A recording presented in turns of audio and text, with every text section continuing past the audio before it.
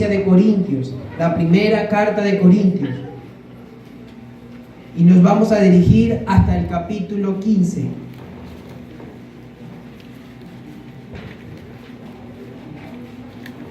Y antes que pudiésemos entrar al título y al tema del mensaje, yo quiero que nosotros entendamos un panorama, que tengamos una idea de cómo era el contexto de la iglesia de Corinto en ese entonces, para que nosotros veamos un poco más reflejado de mejor manera el mensaje. Pablo funda esta iglesia en Corinto, relata Hechos 18, él duró unos 3 años allí, aproximadamente años 52, 51 después de Cristo, y él funda esta iglesia, luego se retira, y él empieza, como en el año 56, 5 años después, él empieza a recibir quejas de algunos hermanos que la iglesia estaba siendo dividida, que la iglesia estaba teniendo casos de inmoralidad tremendísimos. Yo creo muy bien que la cultura donde se encuentra la iglesia local va a ser muy influenciada según la cultura que se encuentre. Por ejemplo, si estamos en una ciudad muy vanidosa, la iglesia va a tender a ser una iglesia vanidosa si no se arrepiente y se centra en la palabra del Señor. Porque sin darse cuenta, los hermanos pueden llevar esa influencia a la iglesia. Así pasaba con la iglesia de Corinto. La iglesia de Corinto era la única iglesia que tenía todos los dones del Espíritu Santo. Hasta el momento se piensa que son de 19 a 21 dones del Espíritu Santo. Y la iglesia de Corinto era tan tremenda, estos hermanos eran tan radiantes, que poseían todos los dones del Espíritu Santo. Era la única iglesia que tenía esta gran autoridad espiritual, por decirlo de esta manera.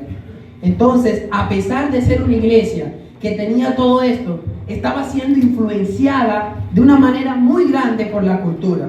Corinto era lo que hoy se puede conocer como Grecia, y era una ciudad muy poderosa económicamente, pero también era muy perversa. Allí se adoraba a la diosa Venus. Hasta el día de hoy hay un grandísimo templo allí. Pero fíjense una cosa, era tan tremenda la perversidad que en el templo donde adoraban a la diosa Venus, habían 1000 prostitutas que hacían orgías, practicaban tremendísimas inmoralidades en honor a la diosa. Había homosexualismo a despertar, había grandes, todo lo relacionado a la inmoralidad sexual se podía ver en esa ciudad. Incluso vemos que muchos de los hermanos que se añadían a la iglesia antes habían sido homosexuales, lesbianas, porque el apóstol Pablo en un momento le dice: antes ustedes eran esos, mas ahora ya habéis sido lavados y limpiados por la sangre del Cordero. Entonces vemos una iglesia que había sido influenciada tremendamente para eso. Cuando Pablo se da cuenta tanto la inmoralidad que había, que en el capítulo 5 juzga un caso porque un joven se había acostado con su madrastra. Imagínense la inmoralidad que había, era algo tremendísimo. Y no solamente eso, sino que en el capítulo 3, a pesar de que ellos tenían todos los dones, quizás era la iglesia más envidiada de ese momento, podemos decirlo así. A pesar de eso, Pablo les escribe en el capítulo 3 y le dice lo siguiente: me dirijo a ustedes no como espirituales. Y eso que tenían todos los dones, eso nos da un aprendizaje, que el hecho de que tú tengas un talento, el hecho de que tú puedas estar en un púlpito, el hecho de que tú puedas ser hijo de un líder, no quiere decir que tú seas alguien espiritual. Es más, ni te garantiza la salvación. Entonces Pablo, a pesar de que estas personas tenían todos los dones, él le dice: no les escribo como espirituales, sino como a carnales. Les di vianda, o sea, les di leche espiritual, las doctrinas más básicas, más sencillas de la fe, porque aún no son capaces de recibir las viandas, las riquezas de la profundidad y la sabiduría de Dios en su palabra. No eran capaces de recibirla, ni tampoco soy. Y ya por lo menos tenía en ese entonces unos 10 años fundada la iglesia. Quiere decir que habían cristianos de 10 años y eran, como dice ahí el capítulo 3, chismosos, divisores. Yo soy de Pablo, con 10 años en la fe. Quiere decir que posiblemente aquí puede haber gente que tenga 10 años viniendo a este campamento y aún se puede encontrar en esa condición. Sabiendo eso, yo quiero decirle el título del mensaje. Y el título del mensaje de esta noche es: ¿eres salvo o creíste en vano? ¿Eres salvo o creíste en vano? Primera de Corintios capítulo 15, desde el versículo 1 al 11. Dice la bendita palabra de Dios de la siguiente manera. ¿Lo tenemos todos? Dice: además os declaro, hermanos, el evangelio que os he predicado, el cual también recibisteis, en el cual también perseveráis, por el cual asimismo, si retenéis la palabra que os he predicado, sois salvos, si no creísteis en vano. Porque primeramente os he enseñado lo que asimismo recibí, que Cristo murió por nuestros pecados, conforme a las Escrituras, y que fue sepultado y que resucitó al tercer día, conforme a las Escrituras, y que apareció a Cefas y después a los 12. Después apareció más de 500 hermanos a la vez, de los cuales muchos viven aún y otros ya duermen. Después apareció a Jacobo, después a todos los apóstoles, y al último de todos, como a un abortivo, me apareció a mí, porque yo soy el más pequeño de los apóstoles, porque no soy digno de ser llamado apóstol, porque perseguía a la iglesia de Dios. Pero por la gracia de Dios soy lo que soy, y su gracia no ha sido en vano para conmigo. Antes he trabajado más que todos ellos, pero no yo, sino la gracia de Dios conmigo. Porque sea yo o sean ellos, así predicamos y así habéis creído. Quiero que todos en voz alta, gracias amada hermana, quiero que todos en voz alta leamos el versículo 3, el 2, perdón, todos en voz alta, que resalta el título de nuestro mensaje de esta noche: ¿eres salvo o creíste en vano? Dice de la siguiente manera, todos a la misma vez, verso 2: por el cual asimismo, si retenéis la palabra que os he predicado, sois salvos, si no creísteis en vano. Muy bien, vemos que dentro de la iglesia existían dos tipos de personas: las personas que habían sido salvos y las personas que habían creído de una manera vana, unas personas que obviamente no poseían la salvación del Señor. Los salvos, el primer tipo de personas que aparecen, se dice que la manera que testificaba la salvación de esas personas, de esos jóvenes, de esos hombres y mujeres que estaban dentro de la iglesia, la manera que ellos realmente podían comprobar que habían sido salvos era que retenían la palabra del Señor, o sea, la hacían suya. No estamos hablando de solamente escuchar, no estamos hablando de memorizar, no estamos hablando de saber coro, no estamos hablando de ser hijos de líderes, no estamos hablando de ir a todas las actividades que nuestra iglesia local puede hacer. Estamos hablando del compromiso serio que únicamente un regenerado, alguien que pueda tener el nuevo nacimiento por gracia de Dios tenga, y es el apropiarse, poner en práctica continua la bendita palabra del Señor. Los salvos, dice la palabra aquí: por el cual asimismo, si retenéis la palabra que os he predicado, sois salvos. Esta palabra salvo en el griego es la palabra sozo. Y esta palabra sozo hablaba de alguien que había sido rescatado de un castigo que merecía eternamente y estaba promulgado ya a vivir una vida en destino miserable por una consecuencia. Los esclavos, por no pertenecer a la realeza, por decirlo de esta manera, ellos estaban destinados a siempre ser esclavos. Sin embargo, si alguien se dignaba a rescatarles, ellos podían ser libres de allí. Esta palabra ser salvo habla de la condición que Jesús hizo. Él en su gracia, Él mismo en su gracia te llamó, te salvó y te sacó de esa miserable vida que tú estabas llevando atado, esclavo al pecado. Y así tú pudiste ser reconciliado con el Padre. Y por ese acto misericordioso de Dios mismo es que nosotros podemos reaccionar ante su voz y guardar su palabra. En conclusión, amados jóvenes, lo que garantiza, o mejor dicho, lo que muestra de que un joven realmente salvo es alguien que pone en práctica, es alguien que se apropia, es alguien que retiene las verdades bíblicas. No todo el mundo retiene las verdades bíblicas. Si todos los jóvenes en nuestra iglesia retuvieran las verdades bíblicas, realmente fueran salvos, no existieran tantos problemas tontos de inmoralidad, de chisme y de vanidad dentro de nuestras iglesias. Pero lastimosamente, no todos los que están dentro de nuestras iglesias son salvos. No lo estoy diciendo yo, lo dice la palabra del Señor. Están los que creyeron, que son los que retienen la palabra, y no solamente ellos están, sino que también están, he aquí, los que han creído en vano. Ahora, ¿qué es lo que te puede hacer salvo? ¿Qué es lo que te puede hacer salvo? Miren, nosotros hemos diluido a lo largo de la historia el mensaje glorioso del Evangelio. Porque hemos diluido, hemos menoscabado, hemos menospreciado lo que realmente es el Evangelio. El apóstol Pablo, en los siguientes versículos, después del verso 2, empieza a hablar, jóvenes, lo que realmente es el Evangelio. Y él dice, porque primeramente en el verso 3, os he enseñado lo que asimismo recibí, que Cristo Jesús murió, ¿por qué? Por nuestros pecados, y cita la ley, conforme a las Escrituras, a los profetas menores. Y luego dice que fue sepultado y que resucitó el tercer día, y vuelve a hablar de los profetas menores, en este caso, y dice, y que apareció a Cefa y después a los 12.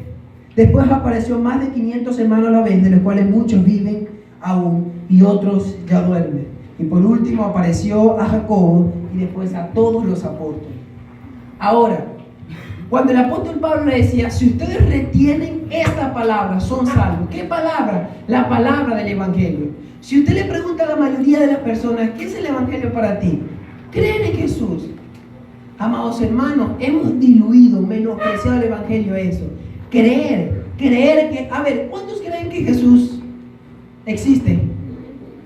A ver, ¿cuántos creen que Dios está vivo? Gloria a Dios. ¿Sabes quién cree eso también? Los demonios. Y están eternamente condenados al infierno. Santiago 2:19 dice, ¿crees que Dios es uno? Está bien. Los demonios también creen y tiemblan. Eso no te garantiza a ti que tú eres salvo. Lo que a ti te va a garantizar tu salvación en el reino de los cielos es el glorioso Evangelio de Jesucristo. Y no es diluir el Evangelio, decir Jesús existe.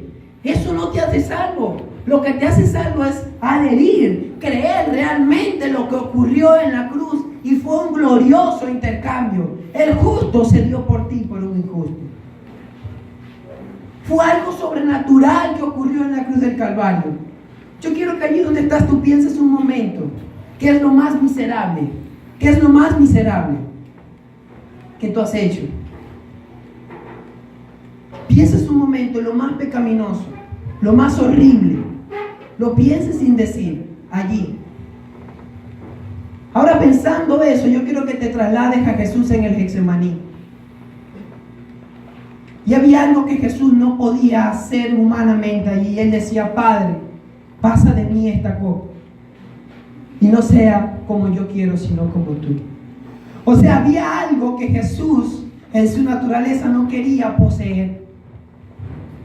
¿Y sabes qué era eso? ¿Sabes qué había allí en esa copa? La ira por todas esas maldades y concupiscencias, perversidades que tú has cometido, que tú y yo hemos hecho. Ahí estaba la inmoralidad sexual, ahí estaba la fornicación que has hecho, ahí estaban todas las prácticas pecaminosas, todas las mentiras, las suciedades, todas las veces que has caído esclavo a la pornografía. Allí estaba ese episodio y Jesús decía, Padre, pasa de mí esta copa. Sin embargo, la asumió para salvarte. Esto es el glorioso Evangelio, jóvenes. Creer ese glorioso intercambio que Jesús hizo en la cruz. Esto es lo que puede salvarte, no decir Jesús existe. Los demonios también creen eso. Esto es lo que te hace salvo. Yo quiero que vayamos un momento a Isaías 53 y veamos cómo está reflejado el glorioso Evangelio de Cristo 700 años antes de que Jesús aún hubiese nacido. Yo quiero que vayamos a Isaías 53.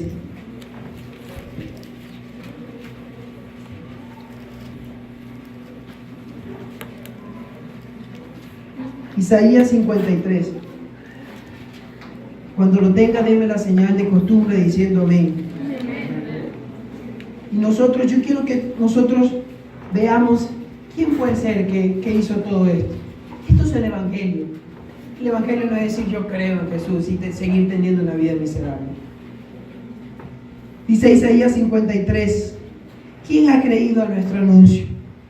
¿Y sobre quién se ha manifestado el brazo del Señor? Esto significa sobre quién recayó su ira. ¿Sobre quién recayó ahí la ira de Dios? Subirá cual renuevo delante de él y como raíz de tierra seca no hay parecer en él, ni hermosura le veremos, mas sin atractivo para que le deseemos. ¿Quién quedó en algún lugar sin atractivo alguno humanamente? Por la manera en que murió. ¿Quién quedó así? ¿Quién, joven? ¿Quién? Jesús. Versículo 3. Despreciado y desechado entre los hombres. ¿Quién es ese? Varón de dolores, experimentado en quebranto, y como que escondimos de él su rostro, fue menospreciado y no lo estimamos. Ciertamente llevó en nuestras enfermedades y sufrió nuestros dolores. Y nosotros le tuvimos por aceptado, por herido de Dios y abatido. ¿De quién está hablando, jóvenes? Mas él herido fue por nuestras rebeliones, por tu gran inmoralidad, por mi gran maldad, por mis mentiras, por tu iniquidad fue herido él. Molido por nuestros pecados, el castigo de nuestra paz fue sobre él, y por sus llagas fuimos curados. ¿Quién hizo esto, jóvenes? Todos nosotros nos descarriamos como ovejas. ¿O hay alguien que no se ha descarriado acá como oveja? Cada cual se apartó por su camino, mas el Señor cargó en él el pecado de todos nosotros. Esto es el evangelio, jóvenes. Cristo cargó por tu maldad, por tu iniquidad, para rescatarte de la vida vana y sin sentido que poseías. Angustiado él y afligido, no abrió su boca. Como cordero fue llevado al matadero, y como oveja delante de sus trasquiladores, enmudeció y no abrió su boca. Por cárcel y por juicio fue quitado, y su generación, ¿quién la contará? Porque fue cortado de la tierra de los vivientes, y por la rebelión de mi pueblo fue herido. Se dispuso con los impíos su sepultura, mas con los ricos fue en su muerte. Aunque nunca hizo maldad, ni hubo engaño en su boca.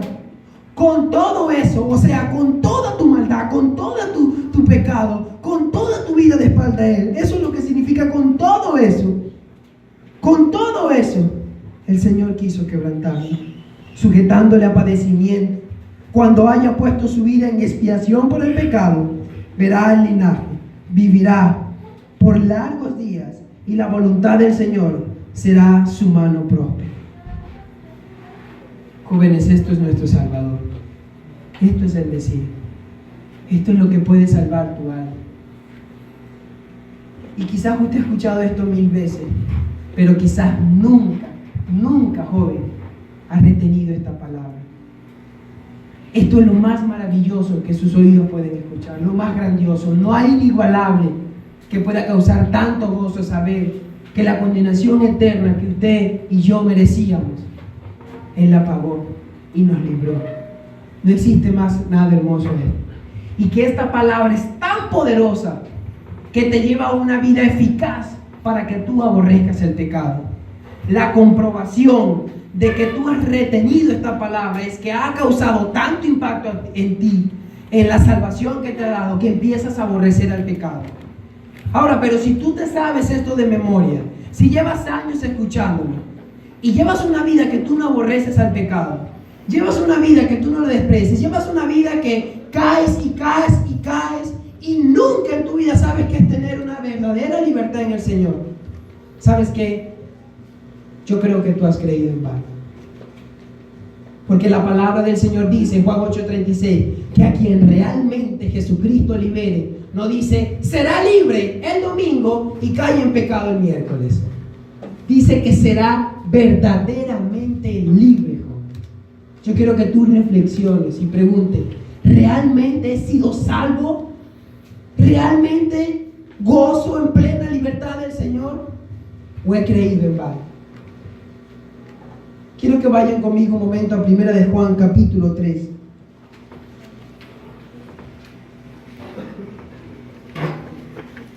Primera de Juan capítulo 3 habla de una gran verdad,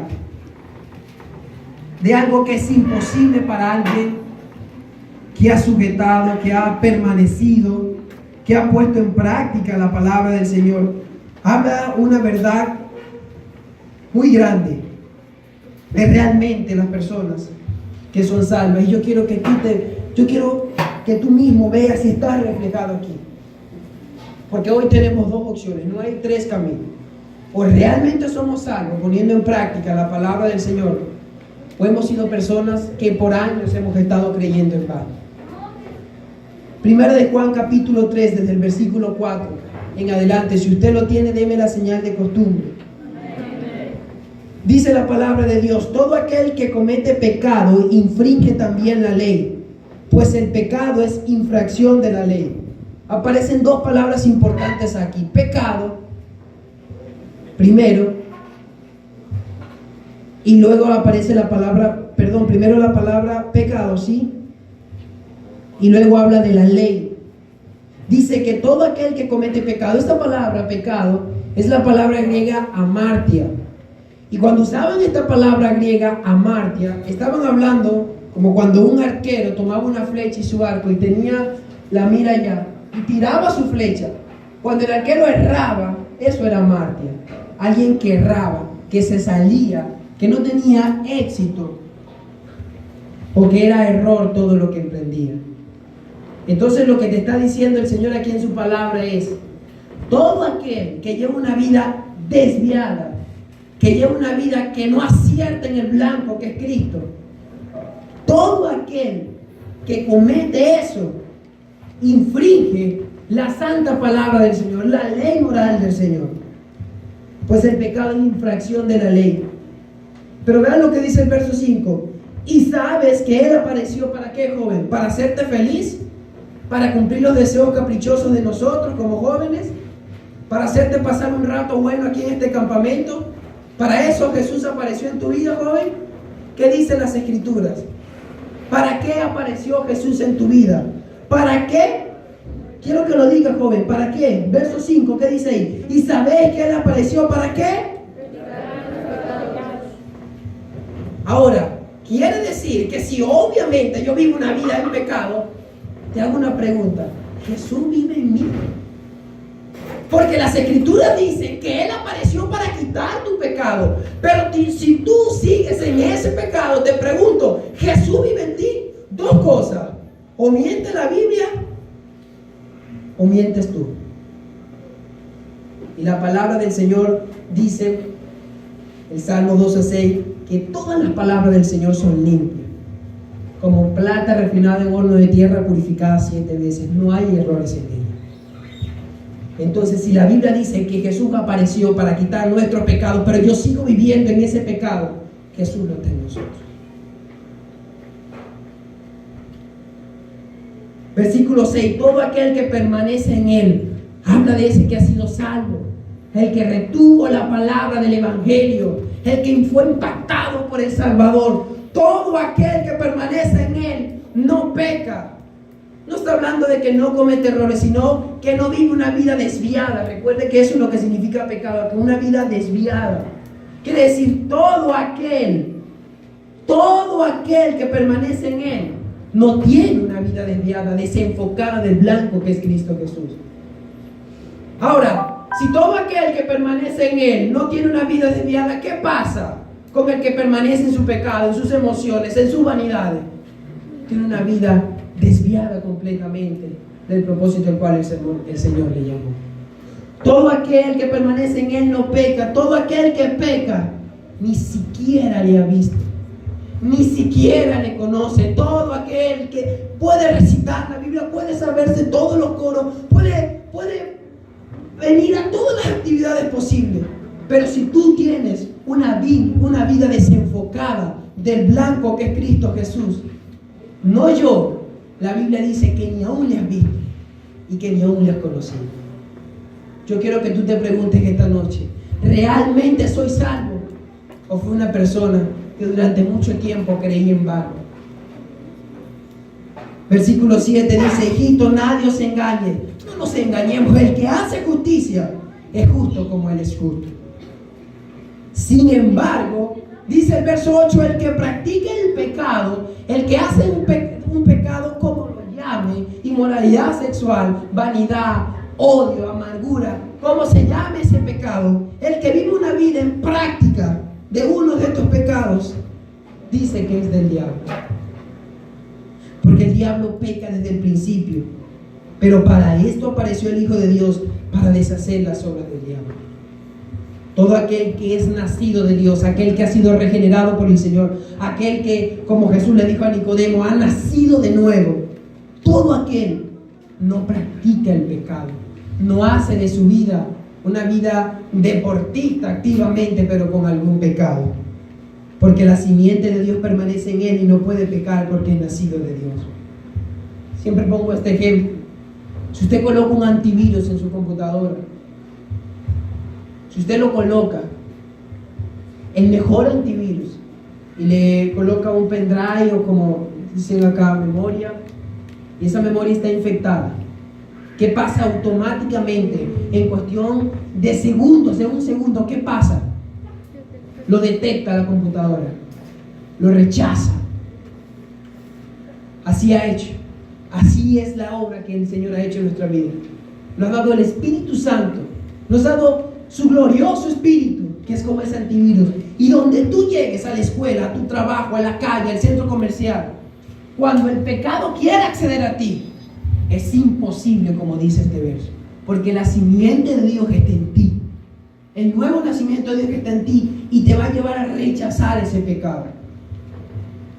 Pero quien no ha nacido de nuevo, quien ha creído en vano, ni se da cuenta que ya está ahí pecando una y otra vez. Lo disfruta, se goza, planifica en hacerlo. ¿Por qué? Porque, como dice el verso 5, ni le ha visto ni le ha conocido. Este es el primer tipo de personas que aparece en la iglesia de Corintios y que no es un secreto, también están dentro de nuestras iglesias. Jesús dijo en Mateo 7, no puede un árbol bueno dar frutos malos. No puede un árbol malo dar frutos buenos, porque por su fruto le pueden conocer, y por su fruto podemos conocer quién es quién. Y la palabra misma juzga, la palabra misma revela. El primer tipo de personas son las que realmente han creído, las que se han adherido, las que han guardado las gloriosas palabras del mandamiento de Jesús. Ahora están las segundas tipo de personas, las que creyeron en vano. La palabra vano es la palabra griega matén. Y esta palabra matén habla de algo que no tiene sentido. O sea que cuando el apóstol Pablo decía, si no retuviste las palabras del Evangelio, creíste en vano. O sea, creíste en algo que no tiene sentido. Si nosotros buscamos la definición de lo que es vano, el diccionario nos dice que es algo que carece de realidad, que es ilusorio, que es aparente, pero que no existe. Y así hay mucha fe dentro de nuestra iglesia, fe ilusoria. Piensa que son salvos, aunque estén hundidos en cualquier clase de pecado, ellos se ilusionan, piensan que son salvos, porque cantan un coro, porque levantan las manos, o lloraron, o porque se sintieron muy bien. Eso es una fe ilusoria.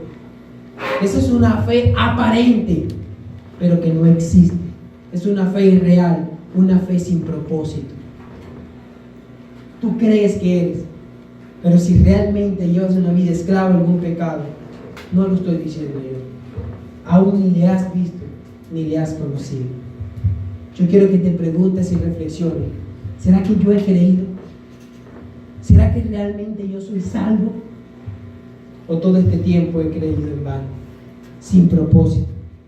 ¿O todo este tiempo he tenido una fe inexistente? Ahora yo quiero que nos preguntemos cómo es la vida de estas personas. ¿Cómo son la vida de estos jóvenes, de estos hombres, de estas mujeres que dicen creer en el Señor, pero con una fe vana? El apóstol Pablo enseñó cómo eran esas personas. Y aparece en Primera de Tesalonicenses capítulo 4. Quiero que vaya conmigo. Primera de Tesalonicenses capítulo 4.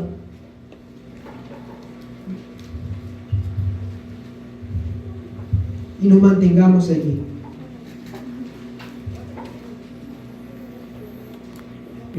Quisiera yo que no fuera así. Quisiera yo que todos los que están dentro de nuestras iglesias sean salvos.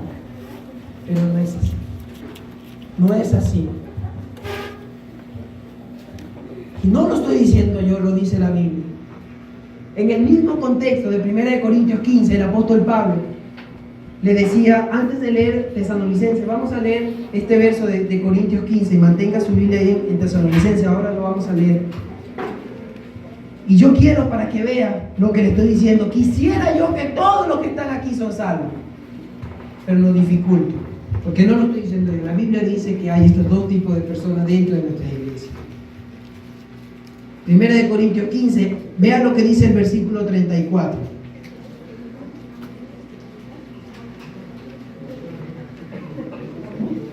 Vean lo que dice el versículo 34. 1 Corintios 15, 34 dice: velad debidamente, o sea, estén atentos debidamente. ¿Por qué hay que estar así? Y dice: y no pequen, porque todos conocen a Dios. Todos, ¿verdad? ¿Verdad que dice así ahí en la Biblia? ¿Sí dice? ¿Será que dice así? Algunos no conocen a Dios. Y le estaba hablando a la gente dentro de una iglesia. Para vergüenza vuestra lo digo. No todos conocen a Dios.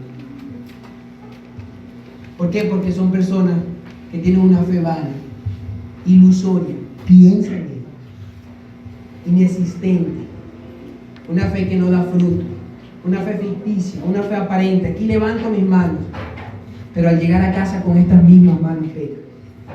Aquí elevo con mi voz a adorar a Dios el coro que me sé de memoria, pero llego a casa y salen porquerías de grosería por mi boca. De estas personas es que está hablando el apóstol. Y él expresa de una mejor manera en Tesalonicenses. Ahora sí vamos al capítulo 4 de la primera carta. Cómo es la vida de estas personas. Primera de Tesalonicenses, capítulo 4.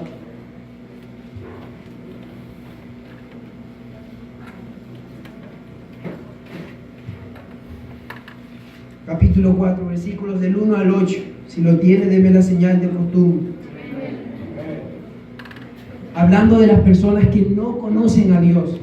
Vea, ya hablamos de las que conocían, que son las que se adhieren a la profecía, al evangelio que declara Isaías 53, el cual proclamaba y predicaba el apóstol Pablo a los Corintios. Pero vean cómo es la vida reflejada. Quisiera yo que esto no se viera en una iglesia. No nos engañemos, se ve. Porque dentro de nuestra iglesia hay gente repleta que tiene una fe vana e ilusoria. Primera de Tesalonicenses 4 dice: por lo demás, hermanos, os rogamos y exhortamos en el Señor, que de la manera que aprendiste de nosotros, como os conviene conduciros y agradar a Dios, así abundéis más y más, porque ya saben qué instrucciones les dimos por el Señor Jesús. Pues la voluntad de Dios es vuestra santificación, que os apartéis de fornicación, que cada uno sepa tener su propia esposa en santidad y honor. Y aquí empieza cómo es la vida de los que no conocen a Dios. Quisiera yo que esto no se viera en una iglesia. Vea lo que dice: no hay pasiones de malos pensamientos o en concupiscencia, como dice sus versiones, como los gentiles que ¿qué? La gente que no conoce a Dios vive nada más en sus malos pensamientos. La gente que no conoce a Dios vive agraviando a su prójimo. Es lo que dice el verso 5. Que ninguno agravie ni engañe en nada a su hermano.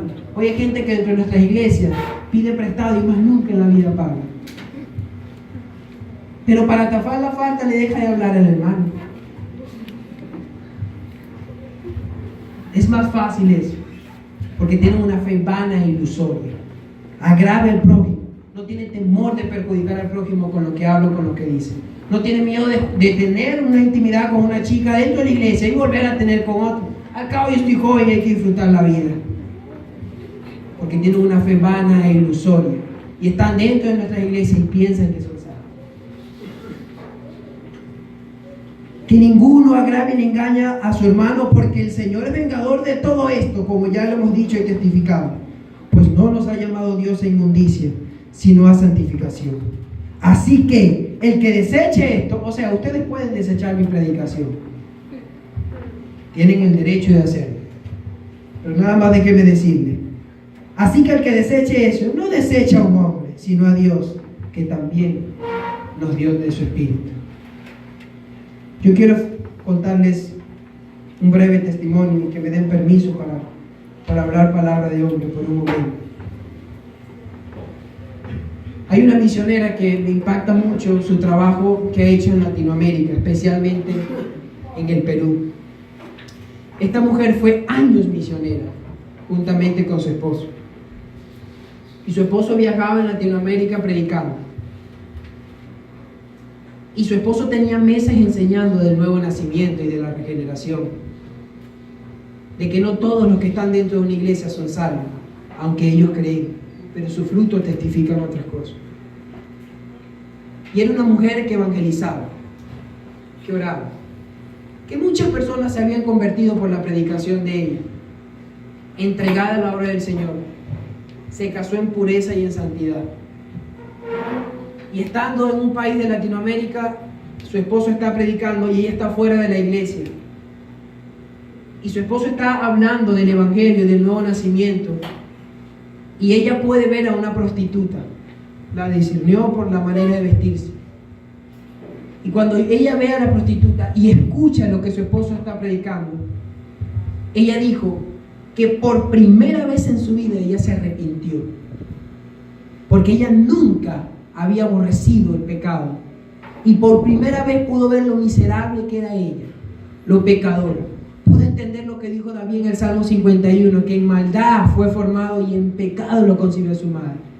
Y se quebrantó tanto que dijo: Dios mío, la misma condición que tiene esa mujer sin ti, la tengo yo. Porque yo nunca me he arrepentido. Yo nunca he sabido que es ser dolida por un pecado, y no porque sea perfecta, sino porque estaba ciega.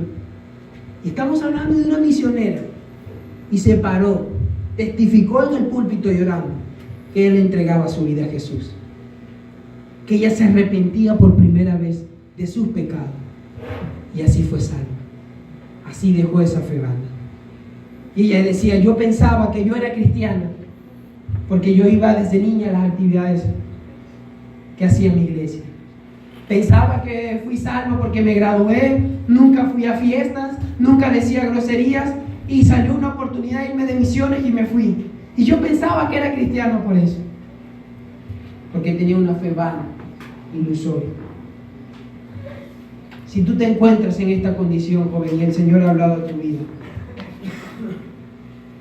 yo hoy digo las palabras que el apóstol Pablo dijo a la iglesia en Miletos en Hechos 20, versículo 26, dijo: yo les protesto a ustedes de que limpia están mis manos de su sangre, porque no he rehuido de anunciaros todo el consejo de Dios.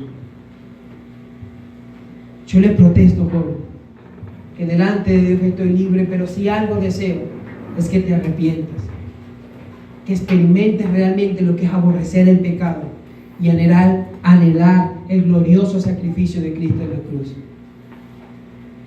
Que mires la cruz de Cristo y te preguntes: ¿realmente soy salvo o he creído en vano?